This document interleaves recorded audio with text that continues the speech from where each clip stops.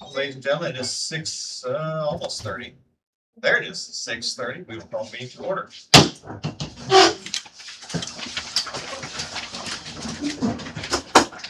Allegiance to the flag of the United States of America, to the republic for which it stands, one nation, under God, indivisible, with liberty and justice for all.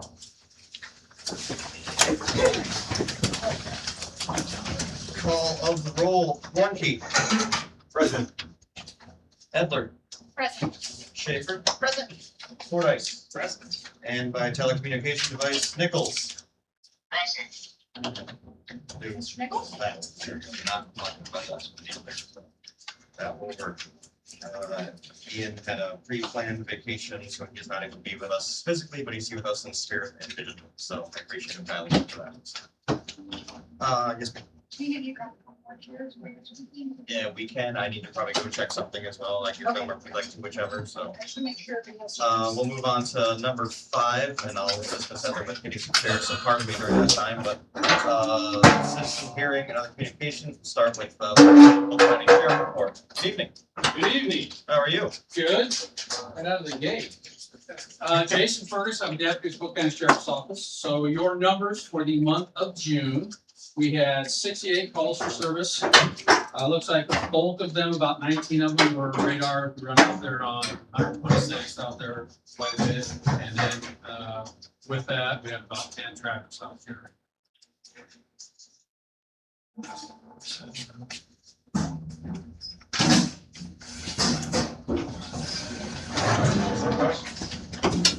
Council, did you have any questions, comments, Lieutenant?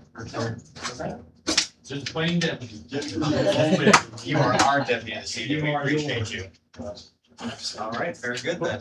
On to letter B, Scott Drey, our fire chief. He was not able to be here this evening, but he did forward on a report, immediately available to read off. So Scott's report said, I'm in Illinois facilitating 3 days of training, so I'll be unable to attend the council meeting. We had 13 calls for service since the last meeting, 5 for fire, 5 medical, and 3 rescue assignments. Elkhart Fire Association was awarded a grant from Prairie Meadows to help with the purchase of bunker gear for our members. The grant amount is $15,000.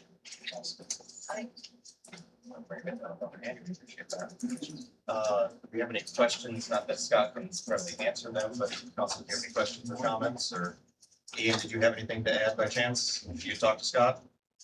Nothing to add on that. Okay, very good. All right, on to letter C, public comments for anything not on the agenda, 3-minute time limit. Just as a reminder, as a refresher, public comment session, you are welcome to ask any questions you'd like. You have any comments, what have you. It is not a question and answer session time period.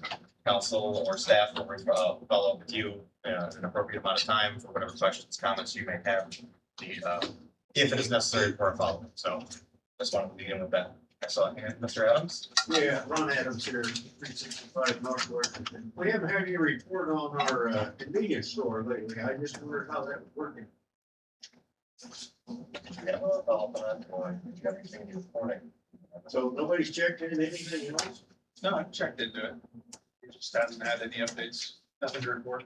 How come you haven't paid property tax on it since 2024? It's been picked up, been sold to the town.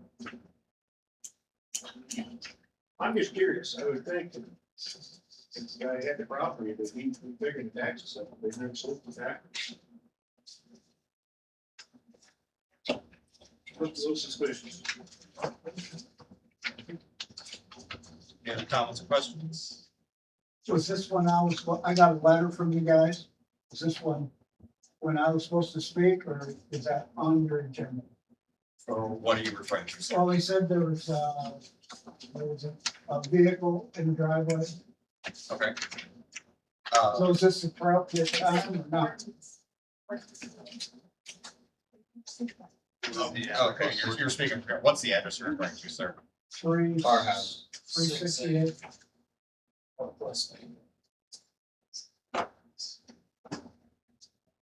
You're welcome to make any comments, but again, we can't get into discussion at this time. Not Well, was it, I talked to somebody at the city council, at where they were. And she told me this was the time to come. Is this the appropriate time to talk to you about this or what? You can make any comments, yes, sir. Okay, Sorry. well, Staff, are you okay, so ready the with truck, this address, or- Cody's truck's been gone for a year, and I got another letter, and then you're threatening to fine me $1,000, 750,000. And, I don't know, the truck's been gone for a year. They had some stuff on the side of the garage on the slab there. Most of it's gone, but, I don't know. Has he been back to look at anything? Cause the pictures that were sent from the law office were over here. For a year. We can follow up with our code enforcement officer on that. And the thing that kind of ticks me off is, so you're an inspector. So I looked it up on the internet, and he does other towns around here. Yours, Elkhart didn't really have anything about him, but his contract with other towns around here, Slater and stuff, I got that, and it's like, he gets like $600 a month for looking for, if you're building something as an inspector, but then looking for people's stuff that he calls junk, he gets $75 an hour for that. That's kind of seemed like an incentive for him to go around, because there was another couple in town here, and I'd seen their address, and I went over and talked to him, and he had like a 4-row planter out in his yard that was a planter, had flowers coming out. Well, he told them that was junk. And, don't look like junk to me, kind of look nice. And so I just feel like you paid him $75 an hour. It's an incentive to him just to harass people. That's how I look at it. And basically, are we still gonna get sued for pictures that were taken a year ago? The shorter answer. You mean fine. I will give a Fine. short, brief answer on that, then we'll move on to the Okay, next. yeah, absolutely. As long as there's shown progression updates, those are no longer applicable because they're no longer there. Anything additional, we can follow up with our code enforcement officer on that. We can have them reach out to you for the city change. I mean, And that's, most of their stuff isn't junk. I mean, he mentioned in there some concrete blocks, which I don't know if they're there or not. those are, no, But I don't see any law against having concrete block. But, that's just me. Would you have 4 of them or something? It just seems ridiculous. It's like, this isn't a homeowners association. And, it seems like Nancy's going around, president of the homeowners, No. that's how it feels. That's understood. No, thank you. We will follow up with our And code the other enforcement thing, officer and have them reach out. Just to try and help things along, if I gotta build a fence around the concrete slab, if that'll do it, I'll do that. His number and everything is on that notice. You feel free to give him a call and work through it with him. he will answer those questions. Yeah, absolutely. Okay. That's what we pay him for. Yeah, He's that's he's part of not the- been the most willing to That's answer that's part questions. of the $75 an hour. It's not He- part of the he 600 a speaks- month. He speaks directly to the code, which is black and white, so So- he's so not gonna paint around This that. code that you guys got about junk and stuff. You've got 30 when- seconds, sir. When We need did to move you on. adopt that? These codes have been in place for a Longer than long any of time. us have been alive. They're just now getting. I don't know about enforced. that. The short rebuttal, this is the last comment on it, then we are gonna move on if anybody else has any questions. These codes have been in place for a significant period of time. For whatever reason that they weren't fully enforced in the past, you'd have to speak with previous members of council, previous staff members, et cetera. I can't answer those, nor am I going to, or even fathom a guess. Part of us Well, coming in, I just, part of us- yeah, I felt like maybe it was in the last couple of years. Okay, thank you very much. Okay. Any other questions, comments? Sir? Hi, my name is Keith Brown, 802 Northeast Elm Street. Recently, we were affected by the heavy rainstorm on the early morning hours of July 3rd.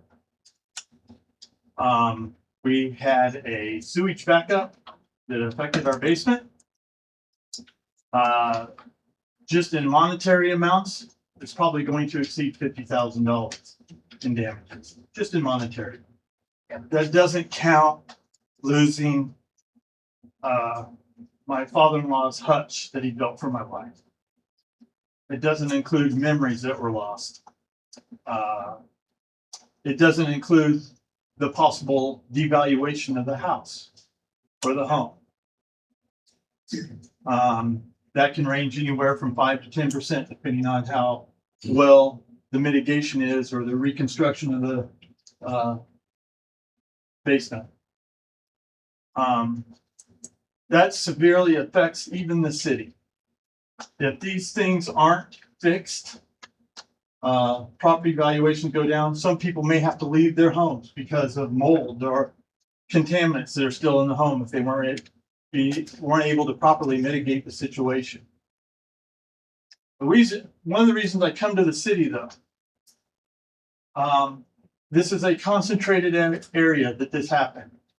Homes from at least 602 Northeast Elm Street to 818 Northeast Elm Street and 3 houses north on Madison Avenue were all affected by the same type of circumstances.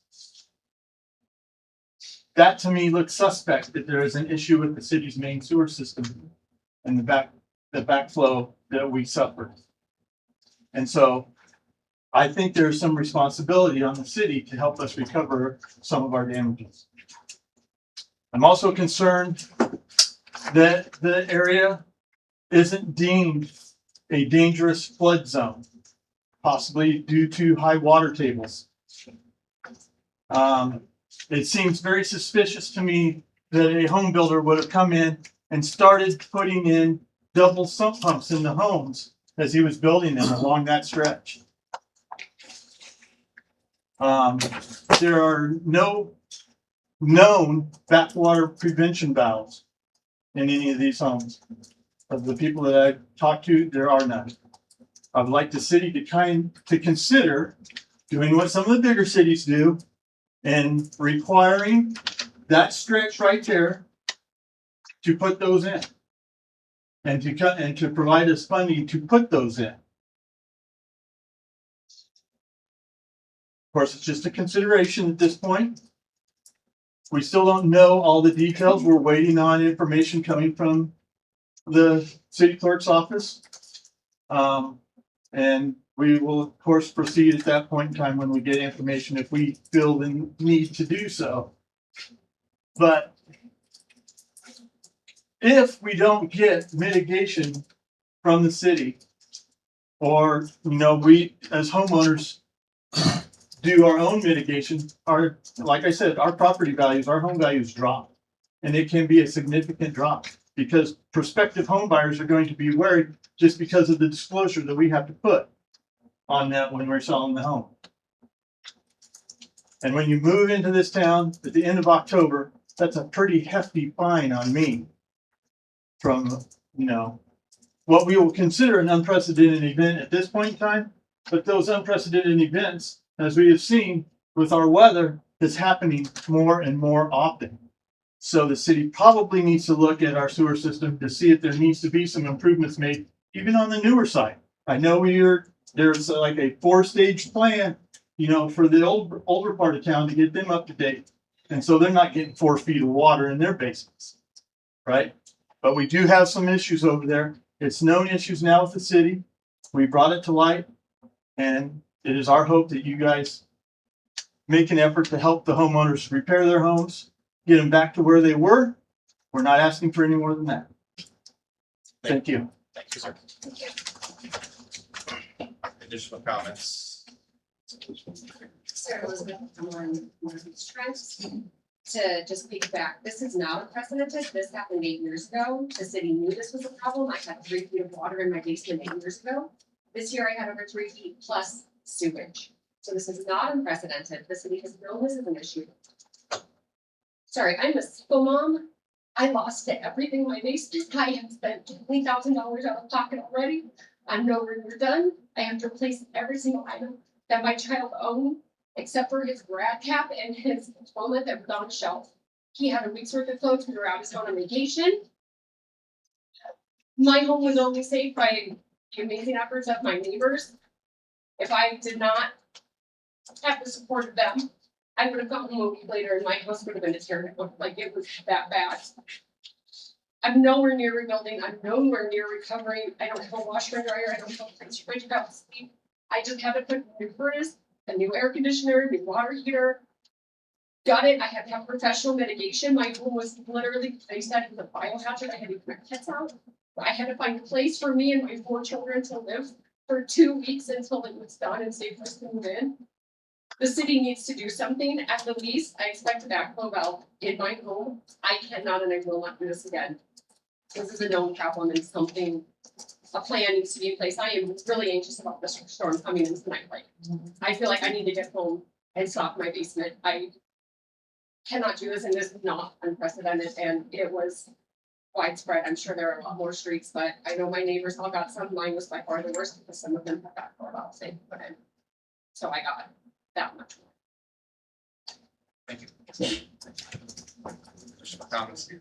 Seth Ryder, 810 Northeast Elm Street, also concerned about the city, issues with the sewage. I actually, 8 years ago, lived on Northeast Trent, had the same issues there. I now live on 10 Northeast Elm. We had city sewage water coming up very rapidly through multiple points in our basement for approximately 15 hours straight. There's a lot of questions I have, many Keith said, and I echo a lot of those. I know the city said the water was high and I didn't keep up with it, but another suspicious thing is how they did impact such a limited stretch. You think if the city was all built the same and so it's the same, would affect more houses need to be, and I'm thankful for those that didn't get it, that they didn't, but that raises more suspicion. The fact that it happened 8 years ago and now not, it would have been really easy 8 years ago for the city to say if they were required backflow valves for at least new builds. So now these builders are building houses, expensive houses, people are buying them. And Keith's been there for less than a year. We've been in our house for a year and a half, and many others similar. And we're gonna also be 50,000, maybe more in expenses. A lot of memories. Neighbors here will wake up in the morning, go downstairs and ask Dad why his toys are floating in the water downstairs and he can't get down.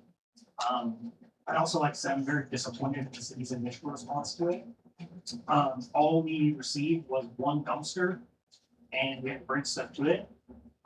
When you're trying to mitigate your house so you don't have all these issues in it, you don't have the manpower, the time to carry furniture, pianos, all this stuff across one dumpster and work with that dumpster and load them all. And then the other response was to send around city pickup. That was only for tree debris and things like that, not for household items. So it would have been very easy for the city to do more, in my opinion, at a limited cost, to at least show some sort of level of care beyond what we did. I don't think many of us felt much care from the city. But I guess I'll just speak for myself and say I don't think the city was done for us. We're supposed to be a small community and take care of each other. And I guess I can see that, so I'm really disappointed with that. But I'll leave my comments there. I mean, Martin was fixed up the Elm Street, also echoing from my neighbors, lost everything that was involved. Just to kind of piggyback on what Bill said, I was also disappointed in just last time. I spoke with John briefly, that was it, and we were out hauling stuff out of our houses all day. And I realized sometimes we could respond to things that was supposed to be a large street. And the one dumpster was almost worse than the dumpsters because. So it's very disappointed in the response to that. And I guess my question stems around what is the incident management process for the town? That's the key position. It's been 2 weeks. We still haven't really heard what happened. Obviously, it's to address it. This happened in 2018, so we should have an incident management in place to let residents know what's going on. There were also kids rummaging through some of the articles that were contaminated with biohazard materials. I just think there needs to be a better communication.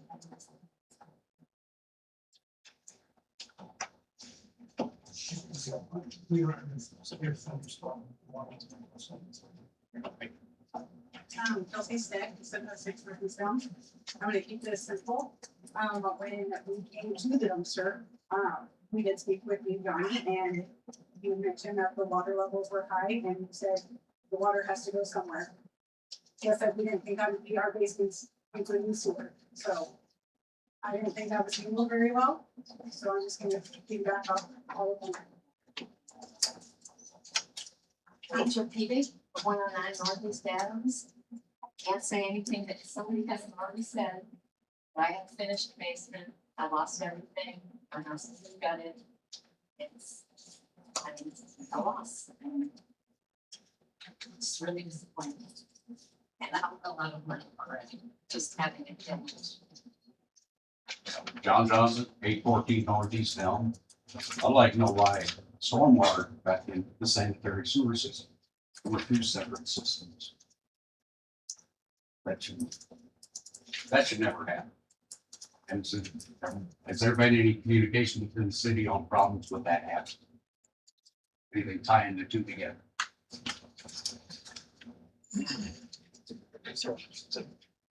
Allison Sorensen,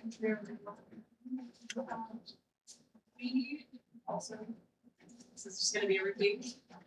We did not hear anything from city council, and so we contacted city council.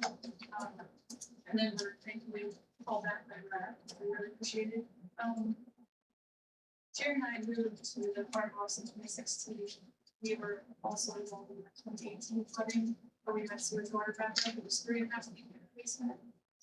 And at the time, this is nobody's, this particular piece of this information is nobody's fault.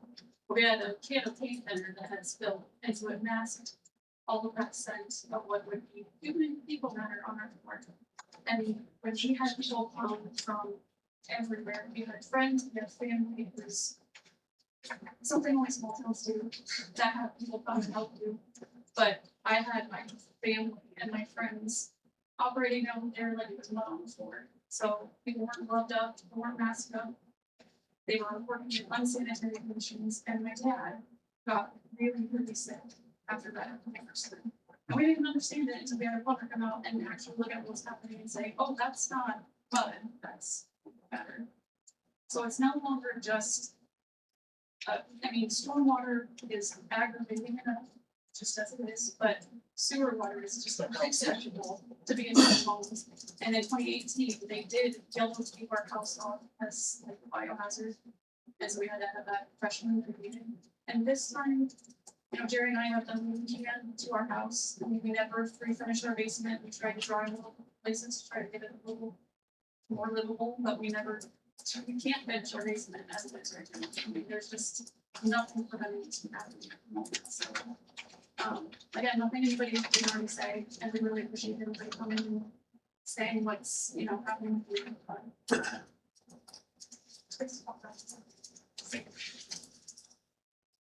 It's on his hands, Chris, I'll come back. Chris, go ahead. He's deferring to you, go ahead.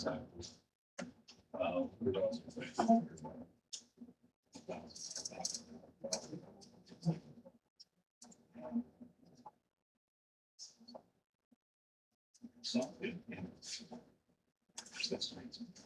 15 inches. Can you talk a little bit louder so I can? Our sump pump handled the rainfall. The total is 15 inches, and that's amazing. But I'm hearing, I'm waiting to get the facts, but what I'm hearing, this shouldn't happen even with 15 inches of rain. So,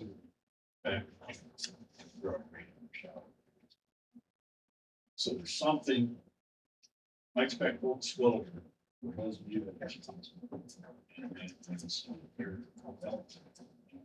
volunteer help if they can.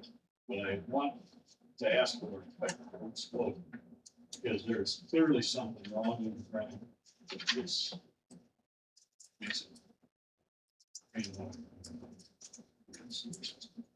Get back. I have to get full closure if I ever sell that property. And I don't know why, there's something wrong with this one. City or transaction or something. There's a problem. I don't see anything besides this public comment period on your agenda, but I expect. some disclosure and discussion, problem, recognizing it, we're not like it. Because if I would have known this, people would have found it.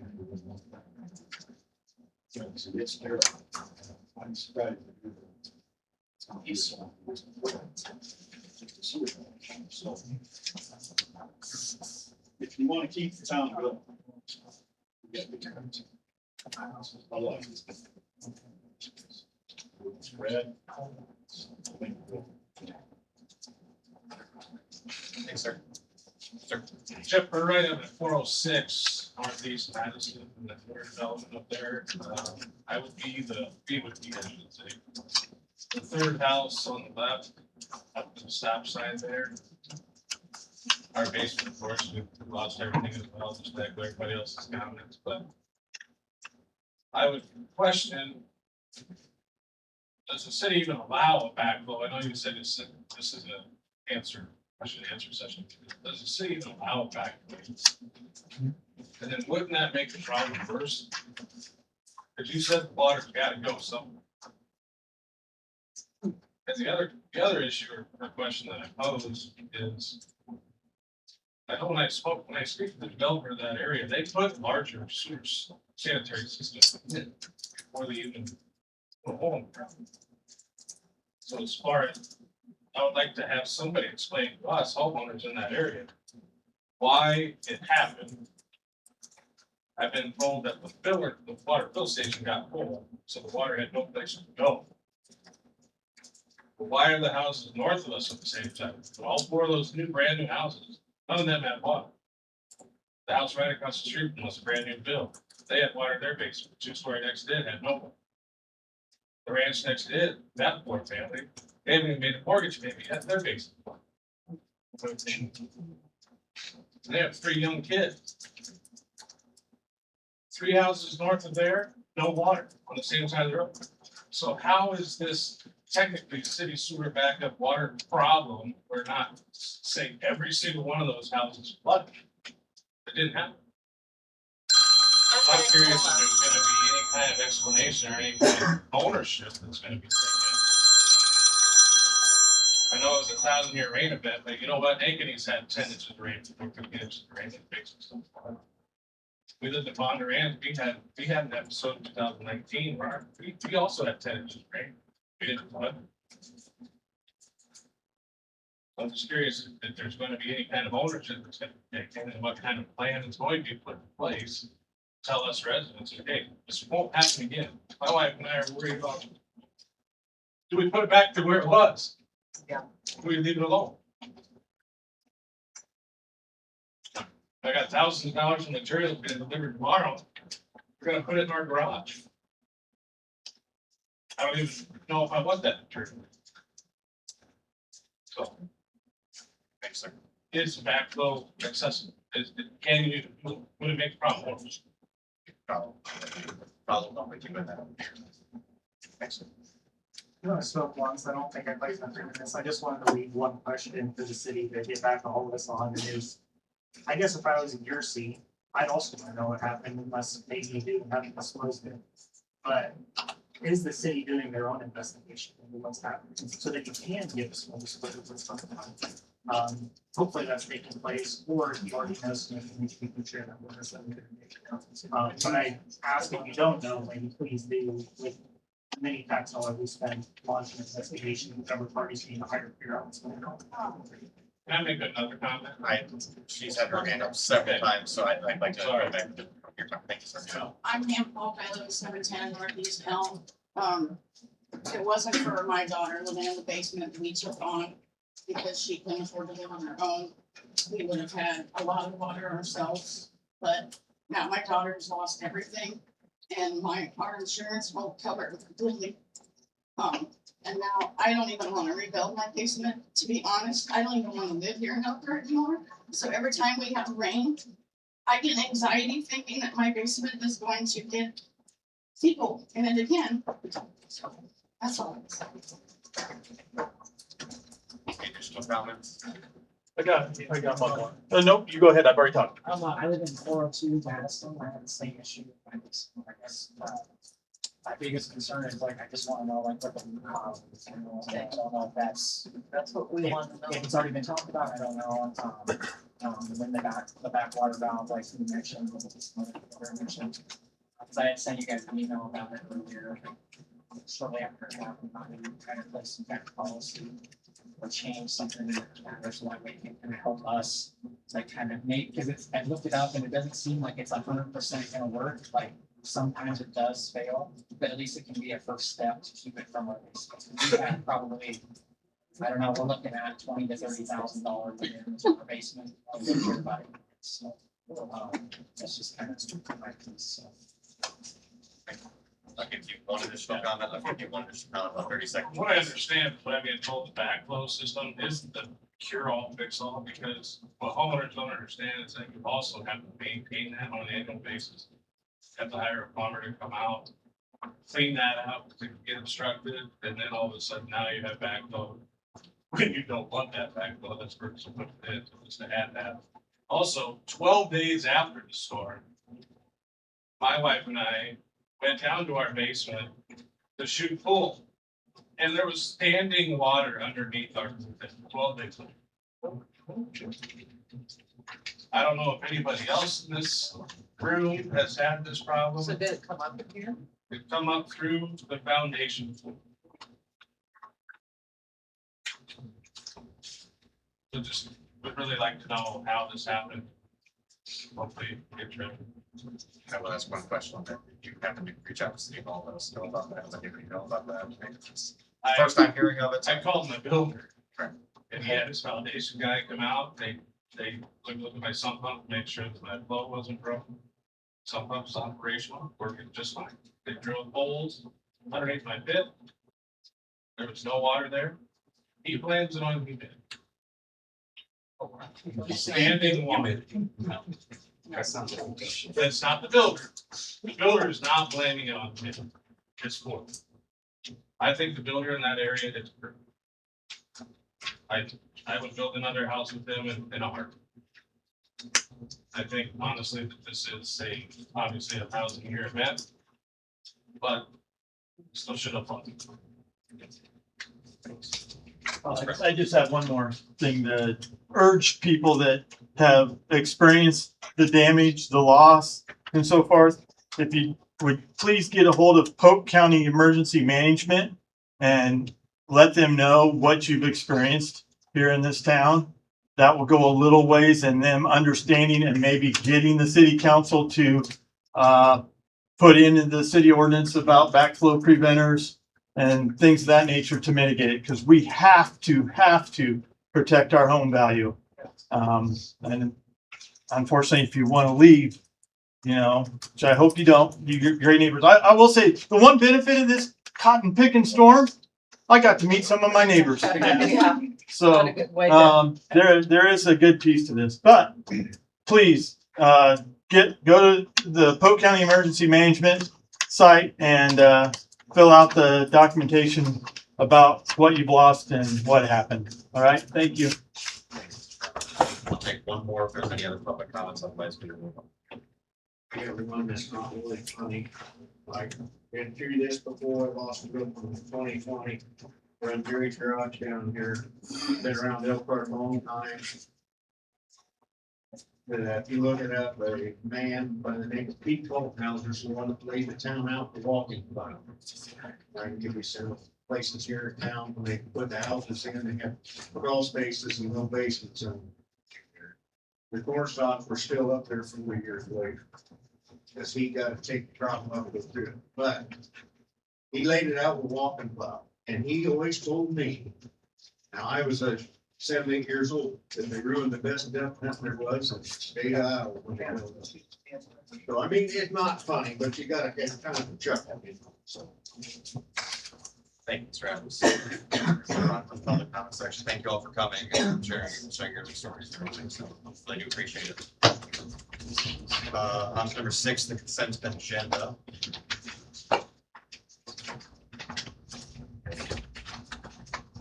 Council, do you have anything you wanted to pull out, talk about, discuss, questions on?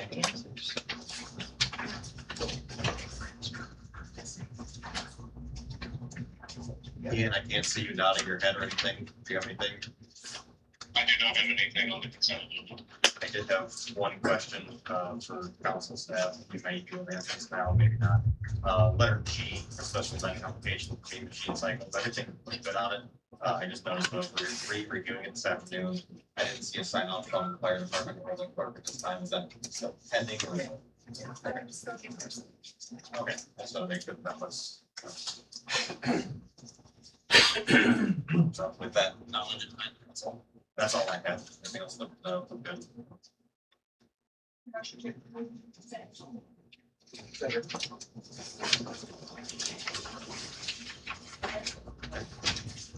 Okay, I have a motion in the second. Warnke? Aye. Edler? Aye. Schaefer? Aye. Nichols? Aye. Fordice?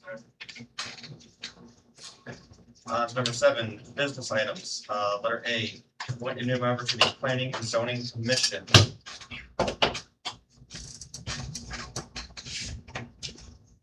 We have 2 applicants for this. We have Mr. Cameron Weaver and Mr. Josh Simmons. I believe both are here this evening.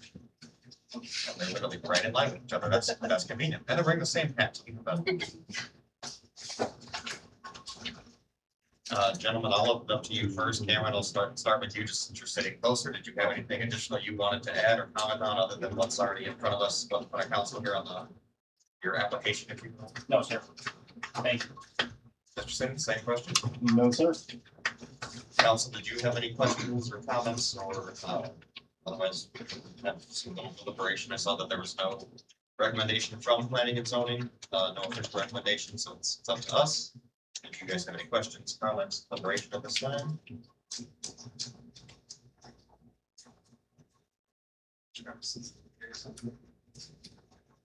Yeah, I think, I'll start. Thank you, Brent. Oh, it was coming to you anyway, so. Yeah, thank you for that feature. I think it's great that we've got 2 applicants to fill the position in planning and zoning. I think both applications are great. I will commend Cameron though. If you guys remember, he ran for one of the open vacant spots on council here. I think it shows his commitment to want to be involved in the community. He has some experience in just general city stuff, being a comptroller for the other community. I think that's some probably really valuable experience. And I think, to be honest, either one of them would make a great addition to planning and zoning. The fact that both of them are newer to the city and the community kind of gets a fresh perspective when they're talking about future planning for cities. I'll just go down the line then, Jill. Yeah, I think you're both great applicants. We'd love to have either one of them. I don't have personal preference, but as Travis mentioned, that Cameron has, applied to city council, and unfortunately, didn't take on to that year. So it's a great opportunity for him to reach out to Brandon. I went into this having had a conversation with Cameron when he was running for the council seat. At that point in time, I commended him and reaching out to, he went out of his way to reach out to us individually and have conversations and introduce himself, all those things. I found that really impressive, not as impressive as his radar, but that's a whole different thing. At that time, my conversation I had with you was, if it turns out you end up not having a seat up here at this table, that I definitely wanted to see you continue to try to be involved, because I thought you were definitely an asset to the community. And so following through on my word with there, I came prepared for my recommendation to be to appoint you. Mr. Nichols. Just want to kind of echo what everyone said. I don't think either candidate would be not the first choice, and I haven't been able to talk to either. I wanted to reach out to both because I'm out of state. I wasn't able to, but just based on what I was reading from the resumes and everything, I thought for me personally it was an easy decision to go with Mr. Weaver. Yeah, thank you both for applying. It's always good to have people that are willing to step up and help out. I have to talk to both of you. I like both of you. I wish you could just like rock, paper, scissors or something, but that's not how this works. And I would support whatever candidate is nominated and wish the best to the second place person, and hopefully there's another spot soon for them to fill in somewhere if they're still interested. Council, I think I get the consensus of the vibe, but can I get an official nomination and somebody to second it? I'll make the nomination for David Weaver to fill the open vacant spot in Wayne and Joseph. Seconded. Warnke. Aye. Edler. Aye. Schaefer. Aye. Nichols. Aye. Fordice. Aye. Welcome aboard, Mr. Weaver. Congratulations. Thank you. To letter B, resolution 2026-45, a resolution approving an agreement with SVPA Architects for professional feasibility studies and planning services. Yes, so I provided some information in a memo to you all about this project. So if you remember back when we were doing our capital improvement planning, discussion came up that we would like to have a feasibility type assessment or have a consultant out to look at our city facilities. So I did reach out to a couple of colleagues and I reached out to two firms. One is here tonight that was SVPA. I received two proposals. This is the lowest, and so this is tonight. The caveat with this proposal is we received a power connection grant for $5,000 to cover a portion of the study. We also received a ripple effect grant through Hudson Communications and Iowa Area Development Group for the other portion. So this is completely covered by grant funds. There is no cost to the city to have this feasibility study done. So really excited to see what the results are, see if we can move forward. And that, I don't know if you want to have anything you want to say. I'm here to answer questions. SVPA has been around for 73 years. So a lot of civic work, we're located out of West Des Moines. I personally live right south of here, right over by the state. I lived there for 26 years.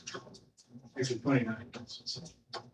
If you have any questions on the proposal, I'm happy to answer them, but we're doing similar kind of work for City Slater, assessment of facilities, trying to figure out how to program and limited dollars, so at least some options to look at.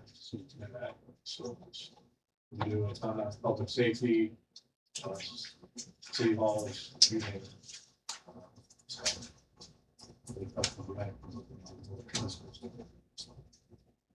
Council, did you have any questions? Ian, I know probably hard for you to hear. We just have a representative here from to the agenda we're discussing, and he just, if you have any questions, so he's opening up to it this time.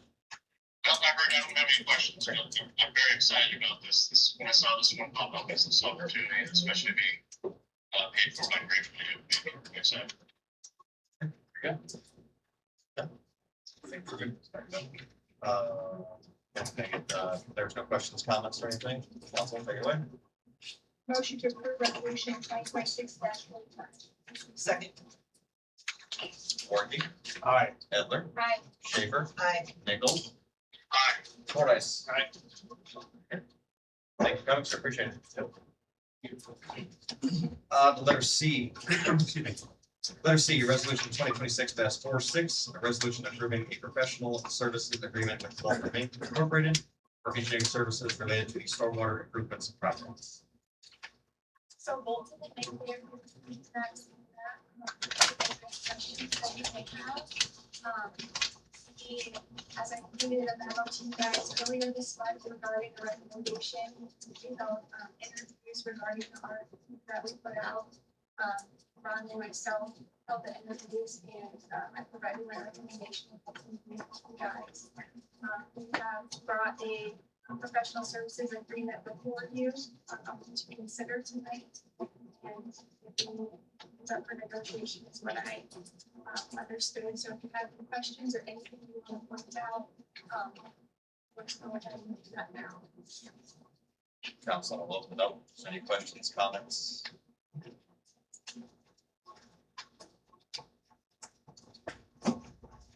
Yeah, I think, yeah, Thank you. I would say, you know, we've been involved, you guys worked on the Main Street project a couple of years back, and I think the biggest part of this is what you've heard tonight, is doing the assessments of what is causing bottlenecks, what is causing potential issues, why things are mixing, maybe potentially there shouldn't be different types of water, why they're backing up. And, you know, with phase one, when it was done, to turn the ponds into retention ponds, that alleviated some of the stress, but it was always part of a 3 or 4 phase project. And I really like the way that you guys honed in on it. That's slowing down to speed up, but backing up and taking a real deep look at what current issues are facing the city. And as you've heard tonight, there's a lot of exploring that needs to be done. I&I studies, different smoke testing, all sorts of fun stuff. And I think the council's been in line in the past with that exploration being the most important piece before any more work is done, because before we start disturbing ground and tearing things up, we need to understand what we're getting into. And there'll be surprises along the way. We're not naive, I don't think. But I was really excited to see the level of depth that you guys put in compared to some of the other bids that we received in regards to really trying to get to the bottom of it, as opposed to just saying, well, here's what we think you should do. And I know our public works crew is really excited about that as well. Because as councils change over, city staffs change over, projects change over, the CIP's been redone, funds are different. We're really impressed with the way that you guys leverage available funding as well to take the tax burden and the water bill burden on citizens as much as possible. So I really appreciated the depth on that. And then lastly, I would just say that as we go through this project, making sure that we're communicating with homeowners in impacted areas is, in my opinion, is the #1 priority. Making sure that we're communicating with them. I know there's gonna be right-of-way discussions and things like that that have to take place. We're going above and beyond that when possible to make sure, you know, when I talked to the gal, Jerry, I remember Jerry's name, sorry. Everybody knows. When I talked to Jerry, they're right on Drey, and that was one of the main roads where you guys had mapped out on your proposal and already found some areas that needed to be looked at and needed to be improved. And so that resonated with me a lot, and I was very happy with the recommendation that we go with you guys. And as far as the funding piece of it goes, anything that you need from us, any past history, any information that could help us secure more funding as we go through this, with an eye on the future as well, because there are a lot of concerns, and it's not just stormwater concerns, it's parking concerns, it's curb and gutter, it's street crossings, it's safety, it's things like that. And the more that we can roll into a project to open up more funding sources would be preferable, as opposed to being very myopic about it and just thinking that it is one phase type of thing. So I appreciate it.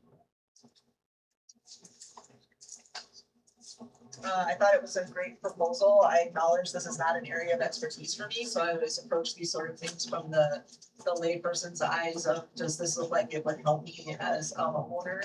And everything looked great. I was waiting to hear if any of the people that I know have a little bit more expertise in this area were gonna pipe up and say something that I hadn't noticed or seen.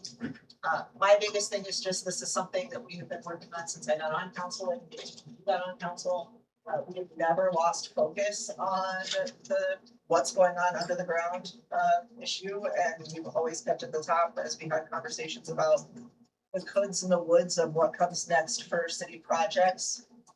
I feel like done a good job of acknowledging the whole time that until we make sure that the foundation is good, there's no point in doing anything else up and above that. And so I don't want to botch this at all. I don't want to, be disrespectful of people's money that we have to utilize and spend to figure this out. It's important that we do it and we do it right. Everything looked great on my end, and I'm excited about the possibility. Like I said, I just wanted to wait and see if there was something I missed that I wouldn't catch on that. So I appreciate the thoroughness.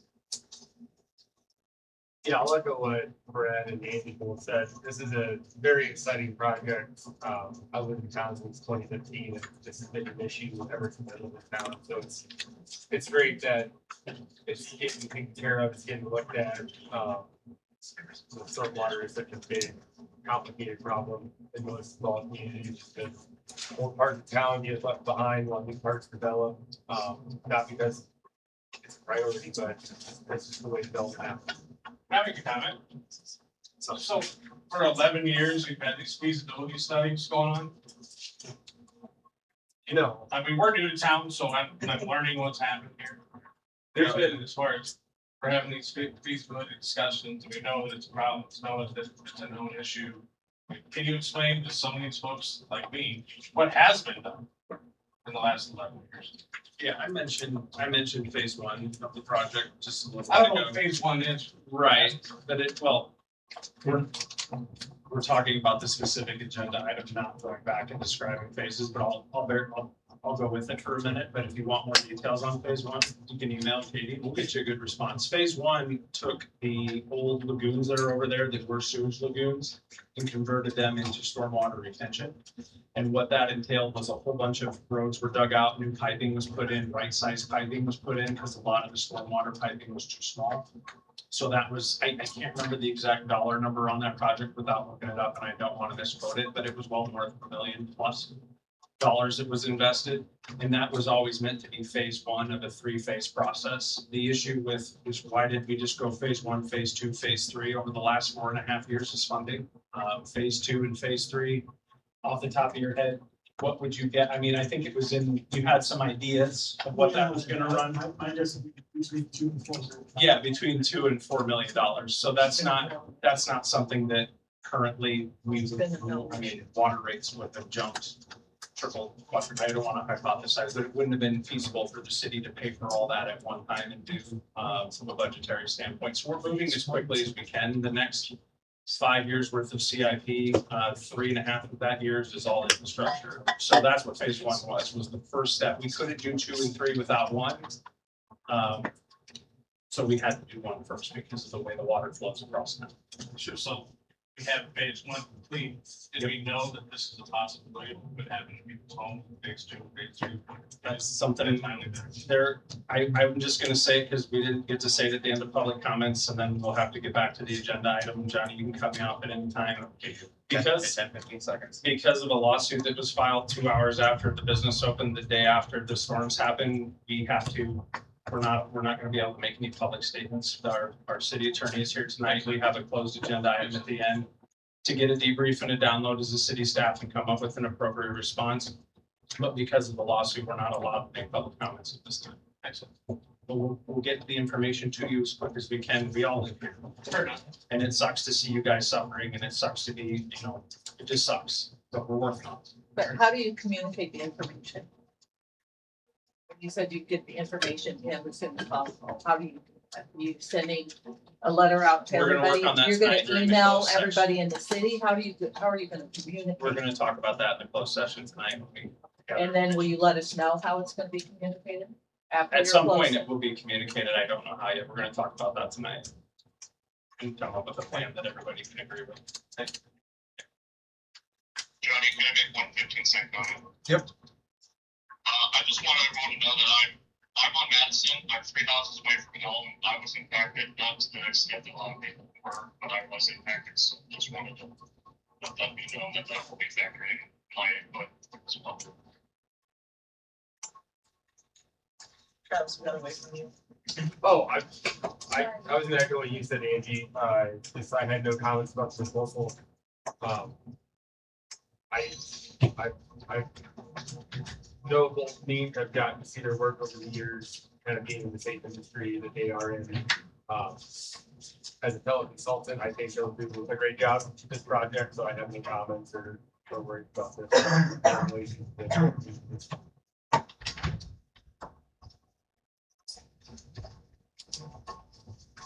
Nothing further, council? Take it away. Motion to approve resolution 2026-1. Second. Warnke. Aye. Edler. Aye. Schaefer. Aye. Nichols. Fordice. Aye. Good. Oh. Resolution 2026/letter D, excuse me. Resolution 2026-47, a resolution to approve agreement with Corrective Asphalt Materials for fiscal year 27 street improvements project. So if you remember from last meeting, Logan Sanders was here to present information on the material on our fiscal year 2027 street improvements project that we're proposing. This is just kind of the agreement to put it into place. I included some detailed information in my memo, but I know we can have questions before you consider the resolution. I remember the quote that they quoted us with the amount. I don't remember when we budgeted for that, it was close to that amount. So we did not use the 50,000 in this past fiscal year. And so it would be done in fiscal year 27, because that's where we're in now. We would be using those funds from last year along with this year's funds. Additional questions or comments on it? I'm assuming Ron worked with Logan on locations and had some details about this. Yes, they've been in discussion. We've had a couple meetings with Morgan actually. He's been pretty good about, he's gonna come touch up some areas and he's come to town once or twice and met with Ron.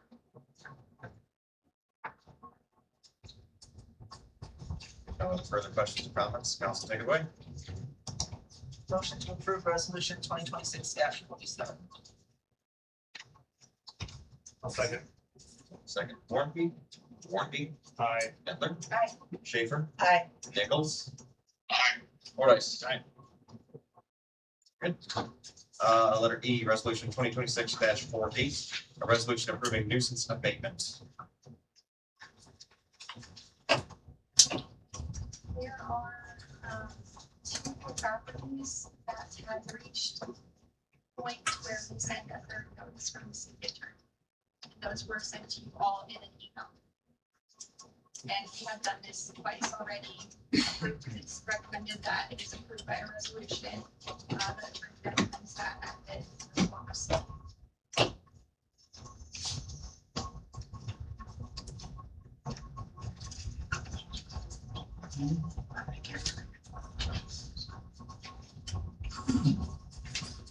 Council, any questions, comments, anything further?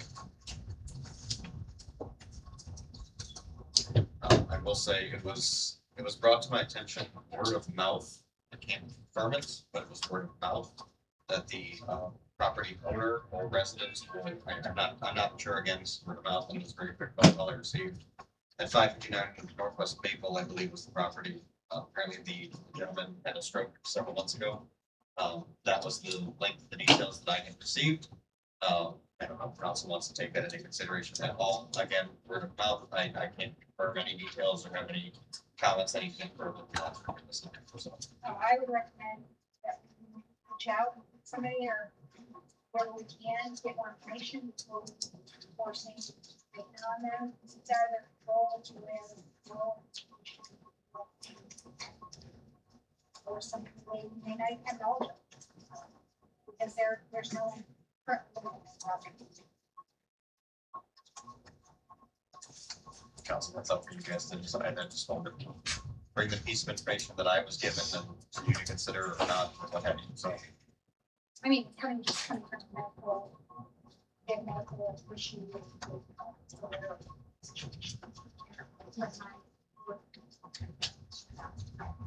So that was 559 Northwest, you said? I think that's the address.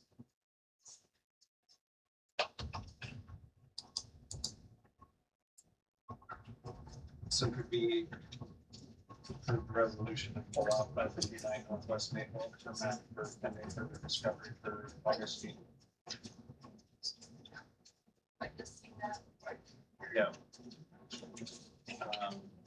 Motion to approve resolution 2026-48, pulling out 559 Northwest Maple Street pending further information for the August meeting.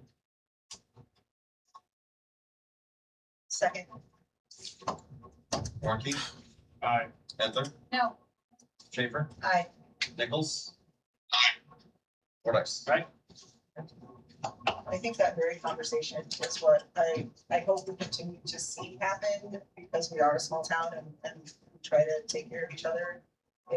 If you know something, and you know somebody's in a rough patch or whatever, let us know, shoot us an email, give us a heads up. We can't know everybody, but we're people, so let us know if you know something. I was kind of surprised to get that phone call, quite literally 20 minutes before the start of the meeting. If that was known a long time ago, I agree with Angie, and just tell us. We're a small town. That's how we should act. That's how we should be. Communicate, tell us. Do the best we can in return. So that's all I ask. To letter F, resolution 2026-49, resolution to approve Memorial Park Ball Diamonds facility use policy. So, remember we visited about this several months ago. We brought this back up with the Parks Board recently and circled back around with softball, the Elkhart Softball Baseball Association and the ATS Committee. Both presidents did not see any changes or concerns with the current draft the way it is. The Parks Board is on the draft the way it is. There have not been any changes since, I believe it was September, when you last reviewed it. So I don't have any questions, I can have any concern. Anything. Concerns or questions? I have one. Is there any, I kind of know, but I don't, I do, but I don't. What was the primary cause for, I know we had to go draft it and then make amendments and changes and such, but if we last discussed this back in September, we're now still I guess it's surprising it's been that long. So There is some. maybe that's a loaded question. Yeah, there's a gap in between the communication with AES, Little League, and myself, just didn't have, I think it kind of got paused a little bit. If I remember correctly. Yeah, I think it got paused as we were trying to make sure we were fostering that. Parks is really passionate about fostering a good relationship with the AES and making sure that that doesn't feel like something that's happening to them, that it's happening with them in the whole transition of the city with the fields. And so, yeah, I think in Parks's efforts to be as non-confrontational about it, it has taken a while. And it sounds like now finally for the last meeting, everybody's on the same page. There's no concerns, and we've gotten the green light from everybody that we would expect to have the green light from forward. Okay, a loaded question, somewhat new, but just more information. So. That's what I want to do, that AES, everybody's now AES was taking care of it themselves, or taking care of themselves, and now the parks program is trying to take over, not take over it, but like assist the AES, make them more responsible. Yes, assume some responsibilities to That's help. that transition. Yeah, exactly. So, yeah, Brenda is in the loop on that. So, yeah, it's just us doing what we can to assist, making that the best it can be, give that organization the best support that we can. But also respect that then it is a city's team and figuring out how to move forward with that in a way that makes sense. And this has taken a long time and done a lot of back and forth with no real changes. But yeah, I think it was a little bit maybe of a politeness fight for a while. And the good news is that then hopefully nobody's toes felt stepped on. So. There was one thing, Ian, you had mentioned about the use of the tractor was a concern, correct? What was your? It wasn't, everything that I've looked over on it looks perfectly fine. This was more of an omission. It was my concern for liability reasons of if we let outside renters, if they have access to the field rigs, that means they have access to the shed. If they have access to the shed, the keys for the gas powered mower that we use to rake the fields, but then they would have access to that. My question was more, is that something that needs to be added because it is giving a gas powered equipment that we do not allow certain people in AES to even use? Is that as simple as a lockbox or something? I think we discussed, getting the rates, because in the policy it says, the Parks Board or. I can speak on it. So the Parks Board discussed that we're not going to allow outside people to utilize the lawnmower tractor for liability reasons. So we can come up with some sort of law. If that just needed to be in it, or if that was just gonna be like in the sign up sheet that just reminds them that they're not allowed to or something along those lines. Yeah. I can hang up on it here. No, it's fine. He doesn't know that I'm still talking. Maybe he can't hear me. But no, like. No, but that was something that the board talked about. That was something that we had also agreed on. We can come up with a lockbox solution or some sort of proposal as to where do we put the tractor keys, so that way we can ensure that renters do not have access to it. But yeah, we felt like after talking to AES and discussing them for a while on the board that hand brakes were going to be the best option to maintain the field for renters. So.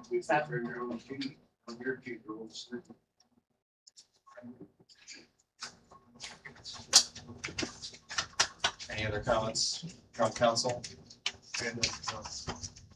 Questions from council? Amend it if we need to, but it'd be good to have it in place. I'm excited to be here. Very good. Nothing further? Take it away, council. Motion to finally approve resolution 2026-49. I second it. What's it? Ian, give it to Ian. I heard you. There's a No, delay. you lost this one. I don't care if there's a lag. Heather got it. Warranty. Aye. Official second to Heather. Sorry. Warranty. Aye. Edler. Aye. Schaefer. Aye. Nichols. Aye. Fordice. Aye. Good. On to letter G, resolution 2026-50, resolution approving Elkhart Cemetery East Expansion Plan. Yes, so we discussed this at the last meeting. It is up for your consideration to approve tonight. This survey was done by the Strength and they came on site. We discussed it, Ron and myself, which I described in the memo. We don't have any concerns with the placement of the new lots based on drainage. So, the current expansion plan would avoid that area of concern. We ever decide, how they were gonna stake it, not necessarily stake it, if this is out, you know? And if that was gonna be done by a professional, or if that was gonna be done in-house, or anything for that, I think the instrument. That's great. Okay. Council, any further questions or comments? Now take it away. Motion to approve resolution 2026-8. Second. Warranty. Aye. Edler. Aye. Schaefer. Aye. Nichols. Fordice. Letter A, number 8, discussion items. Letter A, temporary storage containers. So this is something, We have our pond out here. Oh, that's why next week. You need more of that. They said there's a big pond out there. We will suspend conversations if need be, if there's an interest of safety. I know our public works guys taking a look at it currently, otherwise we will continue with, Whoever's parked on something. We're not clear. We're not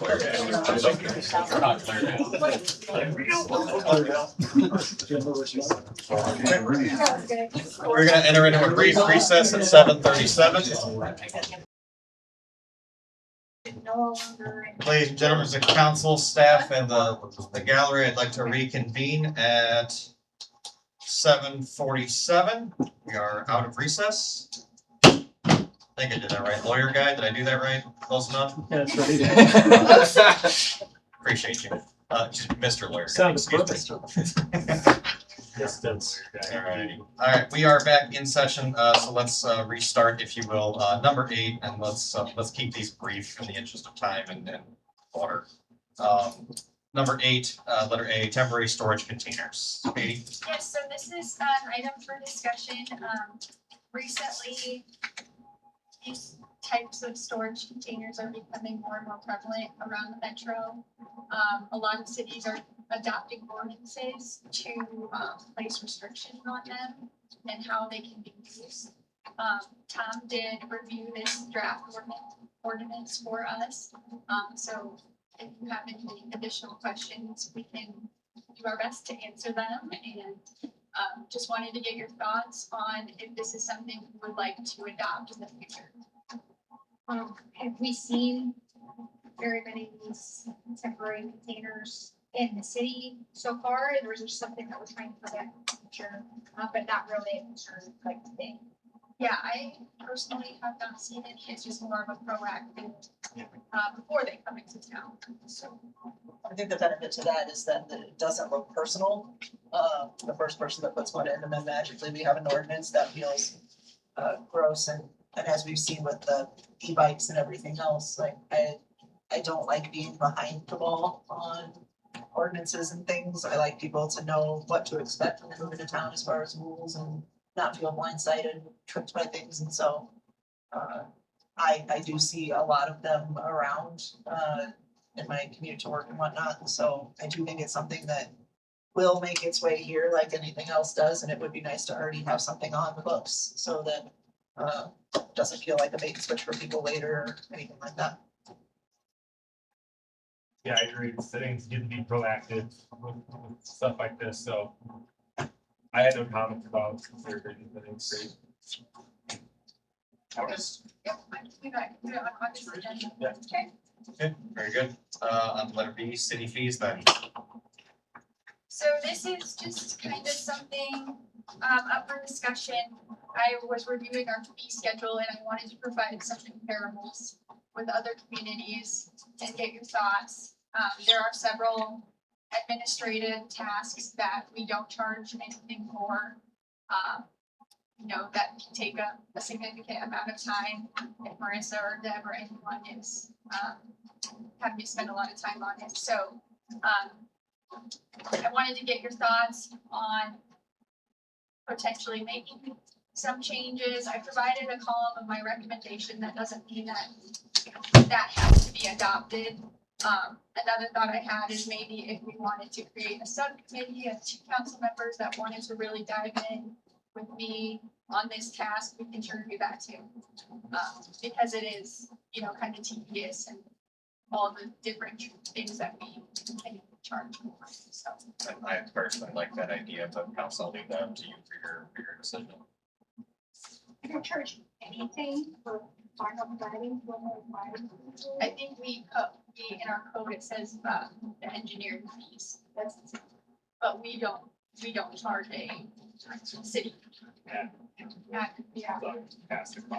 I do think in the interest of respecting the fact that we are looking at putting fees in place, and that's something people tend to be sensitive to, that it would behoove us to put a committee together so that it shows that we've put real thought and attention into this.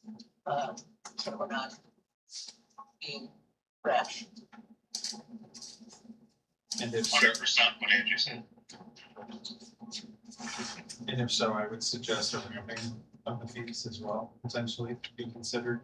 I.e., if the end goal is to get you $20 for something, maybe it starts at 5 and then goes to 15 and then gets to 20 eventually. I don't know. Just equals the burden. Sounds like something. Introduce it. Right, that's what I'm saying, but I definitely think cemeteries, we've talked about that, cemetery plots, the new ones coming up, or just overall in general, I think. Absolutely, that. a lot of these aren't citizen fees either. A lot of these are developer fees. and things like Yeah. that. Yeah. That's great. Yeah, we're definitely. We are very behind. So is there anyone interested in I was just gonna say either you wanna shoot your hand up now, pipe up now, or the first 2 to reach out to me and Katie. We'll get those on the spot. I'll raise my hand on here. Hold on here. So be it. There's Betty. Thanks. Okay. Thanks, guys. Keep me in the loop, Katie. I'd like to participate in this like that as well. Please just chime in or hear what's going on. I'll leave it in the faithful hands of Ms. Edler and Ms. Fortune, so.